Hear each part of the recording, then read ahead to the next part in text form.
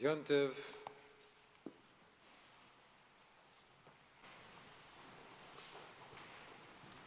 Chag Sameach. Chag Sameach. There is a moment in the life of Abraham. Before we read today that devastating story of the binding of Isaac, and before we read yesterday when he has to send away, imagine, his firstborn son, before even he and Yishmael, his firstborn, are commanded to circumcise themselves, when Abraham is 99 years old, and it's been some years since we've heard from him. He was 86 years old when Yishmael was born. And then God appears to him and says, "Walk in my ways and be blameless." Tamim. I've always thought, how can a person be blameless? How can a person be completely blameless and perfect? And it's a word that's used also to indicate sacrifices. When a sacrifice doesn't have a single blemish, how can you be a person without a single blemish? Okay, a sacrifice, but person, walk before me and be without blame.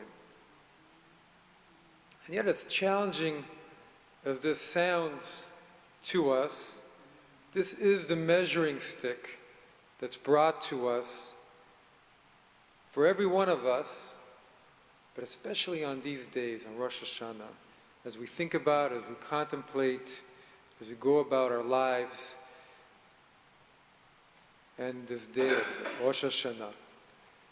And there's no other character in the Torah or Tanakh who holds what it means to be a Jew and how to walk in the world as a Jew as much as Abraham does, our spiritual and religious path. And there's no one whose journey speaks to us as the journey that we are called to take, even so many thousands of years later. The father of the Jewish people, Av means father, and Aham means father of many multitudes. This is why we read about Avraham during the High Holy Days on Rosh Hashanah. Because this is our time when we think, how do we each walk in the world? Rosh Hashanah and Yom Kippur, as we know, are that period of self-introspection and examination and judgment when we look at ourselves, and we pray, we hope for a good year. Really sacred times when we think about growth, when we think about change, and what it means to be a human being. And we ask ourselves, as the liturgy says, Mi anachnu, who are we? Mechayenu, what are our lives? What is it all about? So Abraham is our measuring stick. Walk before me and be blameless. And yet, maybe the Torah's idea of what it means to be blameless, blemishless, is different than our own. Because Abraham's life is not all faith and courage. He's the one who lies and says that his wife is his sister when they go down to Egypt, because he's worried they might kill her because of how beautiful she is. And he's the one who gets stuck in all kinds of family issues that we've been reading, of his own making. He has to cast away his firstborn son, as we read yesterday. And as we read today, who is commanded to sacrifice his second son, a moment that just throws him into complete despair. He does not know what to do. And yet our measuring stick is still called blameless, pure. We look more deeply at this, maybe that measuring stick is not in fact a measurable result. There's no measurable result. Now you're blameless, you've reached it, you're okay, you're perfect. But rather it's that process of engaging in trying in our lives, of striving to grow and change. That's the measuring stick, trying to just be engaged in that process. And that in itself makes us blameless. The willingness to confront ourself, bit by bit, stripping away all those layers until what's inside of us shines and is fully revealed. So later in the Torah, when the word tamim, that same word which means blameless, translated in our JPS translation is later as wholehearted. Be wholehearted. Walk before me and be wholehearted. And that this is the foundation of the work that we undertake during the holidays, also the very foundation of what it means to be a Jew. And Abraham goes through 10 tests through his life, and they expose all of his faults and all of his limitations, but he walks with God nonetheless.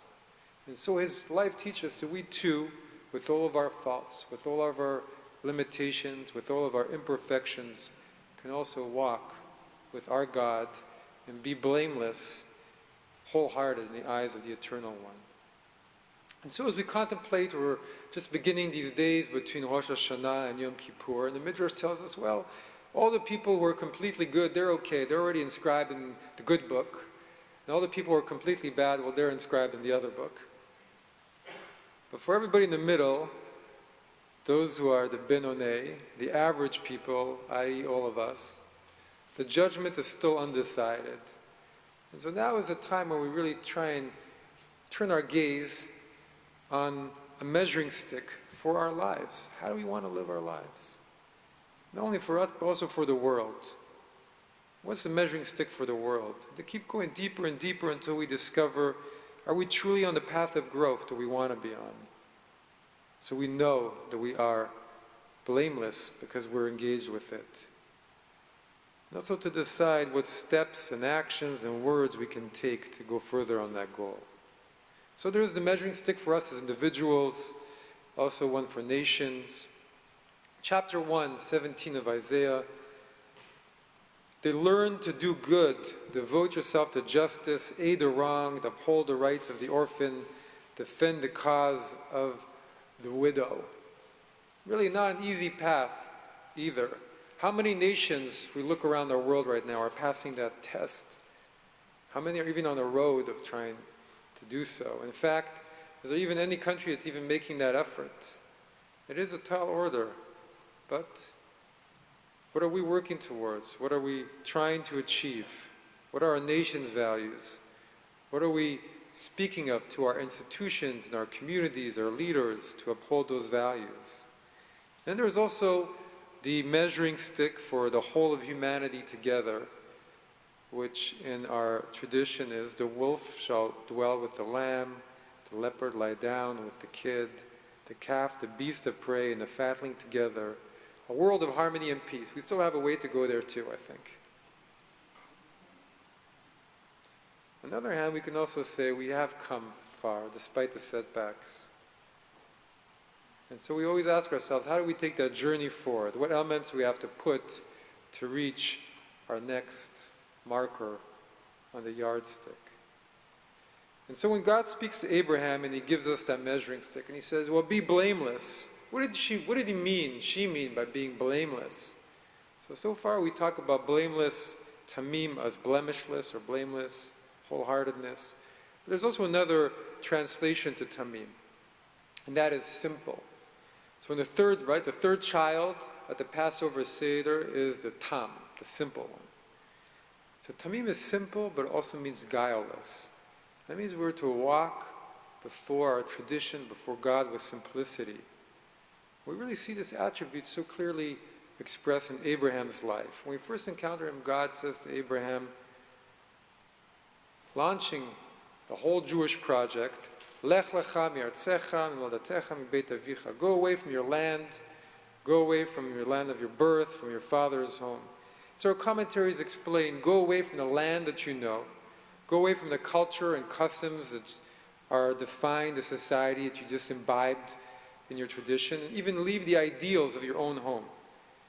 As Rabbi Natan of Nemirov says, let go of all the mishagas that you picked up from your family, your society, the human condition itself. And lech lecha, just go to yourself, to who you really are. Strip away all that complexity. Strip away all those ideas that have been built up in you, into all that's really left is who you are, your simple, straightforward truth. And then you'll manifest who you really are. We've really always seen this quality of simplicity in our greatest leaders. So we just celebrated 125 years since Herzl convened the first World Zionist Congress. And as a historical figure, Herzl was flawed. He had his moments, right? He despaired of ever achieving the goal when he proposed Uganda as the site of a national home for the Jews, and all the other delegates said, we don't think so. And then at one time, he even proposed that all Jews should convert to Christianity if it could guarantee their safety. How mad, how misguided. But yet he also had this profound sense of simplicity about his truth and how he was guided to make it happen. Simply one-pointed in his drive to give us a homeland. And so after that first conference, the very first time they all gathered, conference that wasn't that different than any of the other conferences that happened in Basel at the time, he said, "There I founded the Jewish state. If I said this out loud today, I would be greeted by universal laughter. In 5 years, perhaps, and certainly in 50 years, everyone will perceive it." And so it happened. And Ben-Gurion, Israel's first prime minister, also had that aspect of sublime simplicity and Golda Meir, right? Their foundational truths were straightforward. Service to the state, high ideals in their lives, and pragmatism about defending Israel. And all of their statements you read are all in line with that powerful simplicity that they lived with. Their successes and sometimes their failings. They were divinely simple. Not simpletons, but they were one-pointed, straightforward individuals, and they had a guiding truth that informed all their words and actions and made them into divine instruments. It's the same with our great prophets. When you read their sublime Hebrew poetry, not so simple. But their message was clear and straightforward. Take care of the orphan, defend the widow, do not offer empty offerings, be sincere. Because great truths are simple and uncluttered. You don't need all the levels of complexity to explain it. Simplicity is just heart to heart without all the layers. Because simplicity comes from truly knowing what life is about, a true wisdom from inner experience. The simple, direct statements about what we're doing here in this world. True wisdom arises and helps us grow and evolve. And that's what we're searching for in this period. Truth and wisdom, the path of tshuva, returning to that simplicity, the very foundation of how we Jews see our journey in the world. And so, walk before me and be guileless, be simple. And there is also an end to goal to this journey. And Abraham, after what we read today, that harrowing story, his trials are over and his life reaches some type of fulfillment. And the Torah says, Abraham ayazaken bayamim v'baruch bakol. Abraham was old in days and he was blessed in all. Because at the end of his life, he had accomplished his path and found his wisdom, and abundant blessing filled into his life. I remember when I first came to this synagogue, I had a deep conversation with a longtime member, and they said to me, "It's all a school of life, right? Isn't it? Isn't life just a school?" I said, "Yeah, it's all a school of life." And this is Judaism's unique contribution. A very uplifting vision about what it means to be a human being. And it orients everything, our daily routine. And it also frees us from worrying about all the mistakes that we all make. They're all part of the journey. We do not hide any of them. And Abraham's mistakes, we read about every year, they do not weaken him. On the contrary, they created the vessel to hold the beginning of the Jewish people. I remember my mother once told me about a businessman that she read about. And he was asked, what's the secret of all of his success? And he answered that, well, I made more mistakes, truly, in the end of the day than I made right decisions, but I didn't let them get me down. And I tried to learn more from my mistakes, and then pulled myself together and I moved on. And so our tradition doesn't say that every year Abraham rolls in his grave as we read about all the mistakes he made. Instead, he's held up as the model, as the paradigm for someone who walks blamelessly with God. And so the Baal Shem Tov, the founder of Hasidism, he takes this idea to yet another level. And he says our very task in life is to take our mistakes and limitations and our so-called enemies that we try and avoid every way we can, our oivim. He says we have to turn them into ahuvim, into our friends. And this he explains as why it says in Pirkei Avot, the Ethics of the Fathers, one of the great teachings there, who is strong? The one who vanquishes kovesh, his yetzer hara, his evil inclination. It doesn't say destroy his evil inclination. It's hores. It says to conquer. Because our goal is to conquer our limitations, to work with them, to face them, and transform them into virtues and friends. And when we can do that, then we've truly accomplished something great. And so those are the footsteps we are to walk in, to be tamim, to leave complexity and to embrace simplicity, to acquire that capacity to see from our truth and our core of our being. It's not always easy. In fact, most of the time it's very difficult to live in this way. And that's what makes all of our triumphs so precious and sweet and real and meaningful when we do so. There's a story about the Chafetz Chaim, who's one of the most pious and revered leaders of the early 20th century in Eastern Europe. And in this town, there was a very well-to-do man who was extremely charitable and who gave to all the causes and beloved by all. But then disaster struck, and overnight he lost everything.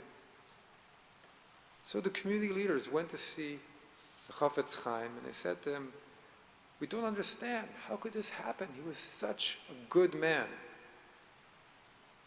And so he thought, and he replied that this particular person had already learned how to serve God as a wealthy man. He'd passed that class. And now he had to learn how to serve God as a poor man. And that was a different level in the school of life.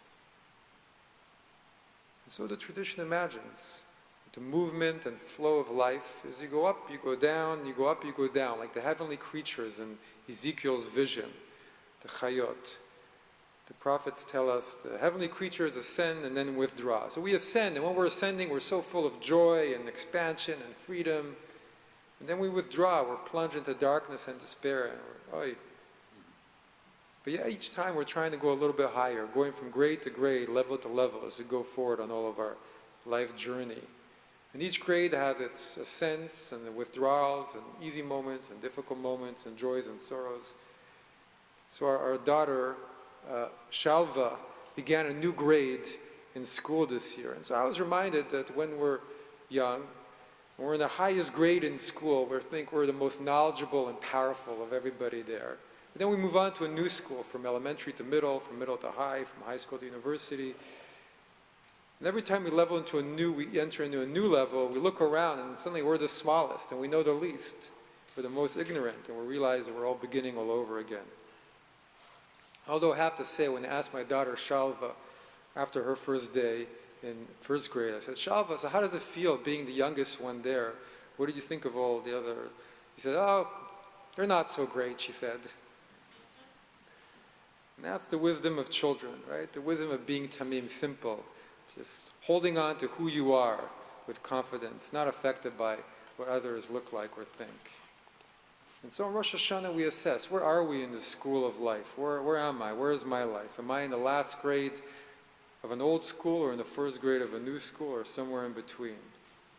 Wherever we are, our key is to keep trying to move forward like Abraham until we're blessed with everything. And so this vision is true for us as growth as individuals. It's also true in our growth as a nation, the Jewish people, and as a Jewish community. The last few months I had a moment where I looked at an old directory for our congregation from 2017, not that long ago. And I realized maybe 30 to 40% of the members were completely different, a whole new group of people. A lot of people who've gone away, moved to a different part of the country, or many new names and babies, and just life changing. And so our community, we keep on growing too. A few years ago, our leadership came together and we read a book which is considered the Bible of Synagogue life of the last 20 years, called The Spirituality of Welcoming. It's by Dr. Ron Wolfson. And in one of his opening stories, he shared how he once visited a synagogue where he was a speaker, and he came in 10:05, and there were 1,000 empty seats. So he sat in one seat. And then suddenly, a few minutes later, he felt someone tap him on the back. He said, "You're in my seat." And so that created this idea in his mind that synagogues have to move from being clubs of Jews to being a sacred community where everybody feels appreciated and loved and welcomed and connected.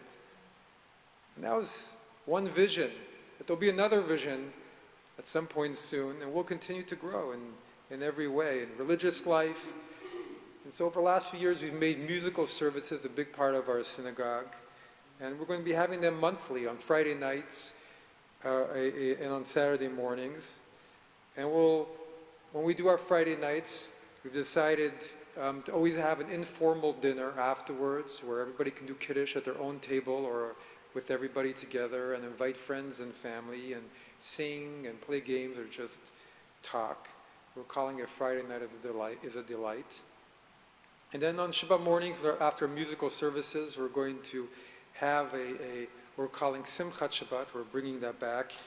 People will be able to cook before on Friday to prepare for it, and we'll have our services and just enjoy being together and again time. And we grow as communities of faith. We're just a small little community, but we're also part of a nation. And our nation, as mentioned before, we try and grow with the vision of Isaiah, which we read, by the way, on the Shabbat before Tisha B'Av, a Shabbat when we think about destruction and loss and mourning.